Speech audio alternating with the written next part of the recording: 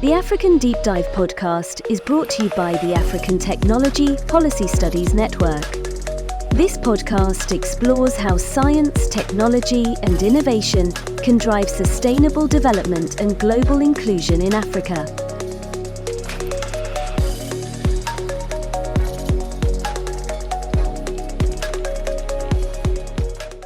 You know, when it comes to Africa, there's this, I want to talk about potential, you know what I mean? Oh, yeah, for sure. But actually making that happen, especially for research and innovation, that takes some serious cash. Right. And so that's what we're diving into today, this ATPS policy brief, all about new ways to fund research and innovation in Africa. This brief actually focuses on kind of a crucial moment, I think. Back in 1980, African nations committed to dedicating at least 1% of their GDP to research. Okay. So almost like a pledge to fuel their own growth from within. 1%. That sounds like a solid goal. Is that actually enough though to drive real change? I mean, are other countries investing more? Well, the global average is actually above 2%. Wow. So there's definitely room to grow, and that's where these new approaches to funding really come in. They're trying to bridge that gap and supercharge progress. So is it just about increasing the amount of money, or is there something more to it? It's definitely more nuanced than just throwing money at the problem. Yeah. The brief really emphasizes building a whole innovation ecosystem. An ecosystem. Okay. Can you break that down a bit? What does that actually look like? Imagine a garden. You need fertile soil, sunlight, and the right conditions. Right. For plants to thrive, right? Yeah. An innovation ecosystem is similar. It needs financial resources, of course, but also supportive policies, good governance, and targeted investment in emerging technologies, everything working together to help research bloom.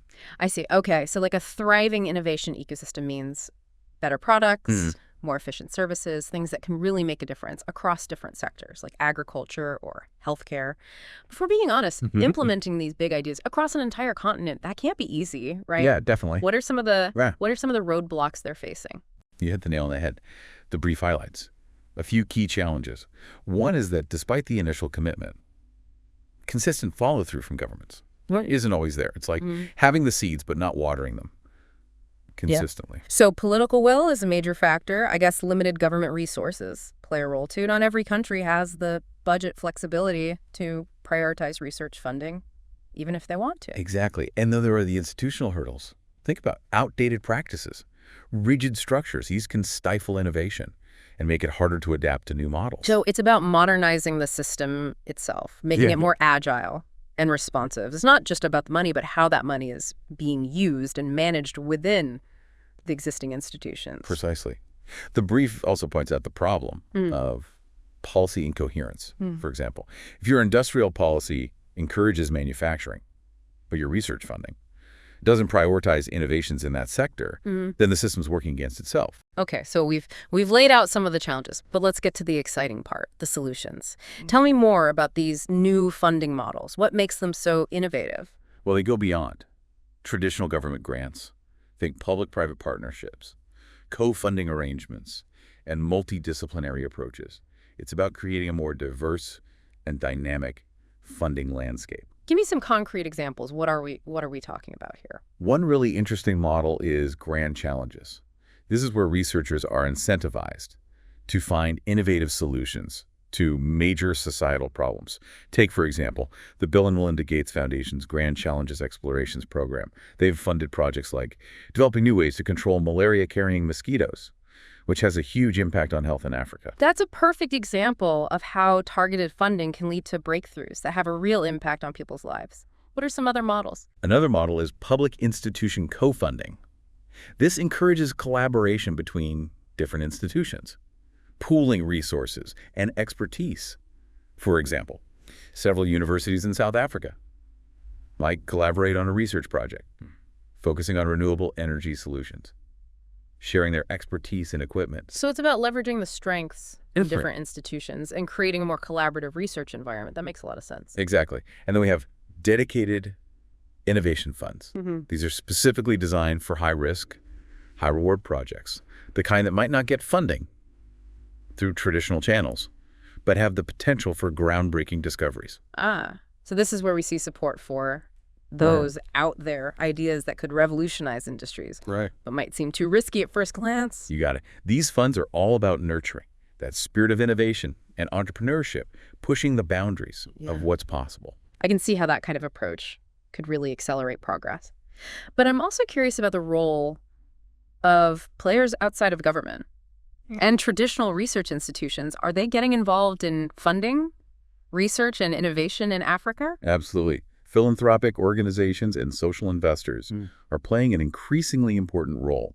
They're often driven by a desire to make a positive impact and are willing to invest in areas that align with their social goals, like health, education, or sustainable development. It's encouraging to see that kind of commitment from non-traditional funders. It really speaks to the growing recognition of Africa's potential and the importance of supporting research and innovation on the continent. But I have a feeling implementing these new models isn't always smooth sailing. What are some of the roadblocks they're facing? You're right. Challenges definitely exist. The policy brief points to a few key ones. Sometimes there's simply not enough political will to really drive these changes through, even with the best intentions. Consistent follow-through from governments isn't always there. I imagine limited government resources are a major obstacle, too. Not every country has the budget flexibility to prioritize research funding, even if they want to. Unfortunately, yes.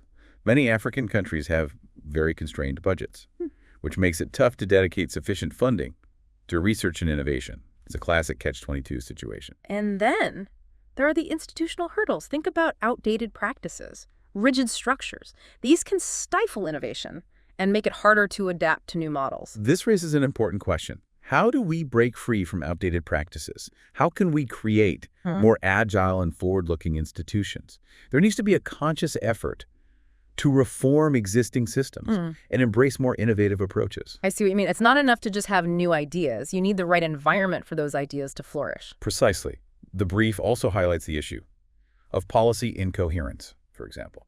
If your industrial policy encourages manufacturing, but your research funding doesn't prioritize innovations in that sector, then the system is working against itself. So it's about making sure all the pieces fit together, that the different policies and initiatives are aligned and working towards a common goal.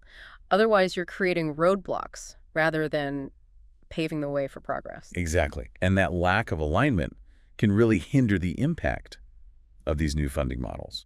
It sounds like creating a thriving innovation ecosystem in Africa requires a pretty complex balancing act. But let's shift gears for a moment and talk about the so what of all this. What does it mean for someone like you, or even our listeners who are interested in Africa's future? You're listening to the African Deep Dive podcast. We'd love to hear from you. Share your thoughts, suggestions, and comments with us via our social media handles or email. Thank you for tuning in, and stay with us for more insightful conversations. Well, it highlights a really important point. Supporting research and innovation in Africa isn't just the responsibility of governments or big institutions. It's something we can all contribute to. That's an interesting point. But given the scale of these challenges, how realistic is individual impact? What can one person really do? More than you might think. Individuals can contribute through their work, supporting initiatives, even just spreading awareness about these important issues. Think about the power of amplifying the voices of African innovators and researchers. Sharing their stories can inspire others and attract more support. So it's about changing the narrative, showcasing the incredible work that's already happening, and creating a ripple effect that inspires more action. Precisely. And for those with specific expertise, think about mentoring or collaborating with researchers in Africa. Sharing your knowledge and skills can have a huge impact. Okay, so we've established that individuals can play a role. But if we zoom out and look at the big picture, what are some of the most compelling insights from this deep dive? One key takeaway is the need for a more holistic, systemic approach. It's not just about funding individual projects, it's about nurturing the entire innovation ecosystem. It sounds like we need a mind shift. We can't just keep doing things the old way and expect different results. Absolutely. We need to embrace new ideas, foster collaboration between different players, and adopt a long-term vision. The policy brief also showcases the diversity of funding models out there. There's no one-size-fits-all solution. That makes sense. What works in one country or sector might not be the best fit for another. You have to tailor the approach to the specific context. Exactly. It's about finding the right model for the specific context, considering the unique challenges and opportunities. And it's a good reminder that investing in research and innovation isn't just an expense, it's a strategic investment in Africa's future. It's about unlocking the continent's potential and creating a brighter future for generations to come. This has been a truly insightful deep dive. I feel like I have a much better grasp of the complexities of funding research and innovation in Africa. The key is to move beyond awareness and towards action. What stood out to you from our conversation? What resonated most? Personally, the concept of the innovation ecosystem really stuck with me. It's such a powerful reminder that creating lasting change requires a multifaceted approach. And the specific funding models were fascinating too, especially the grand challenges and the role of philanthropy. It is truly remarkable to see how non-traditional players are becoming more involved in funding research and innovation. It speaks volumes about the growing recognition of the importance of this issue. But considering everything we've discussed, a critical question emerges. How can we ensure these funding models are implemented effectively and sustainably?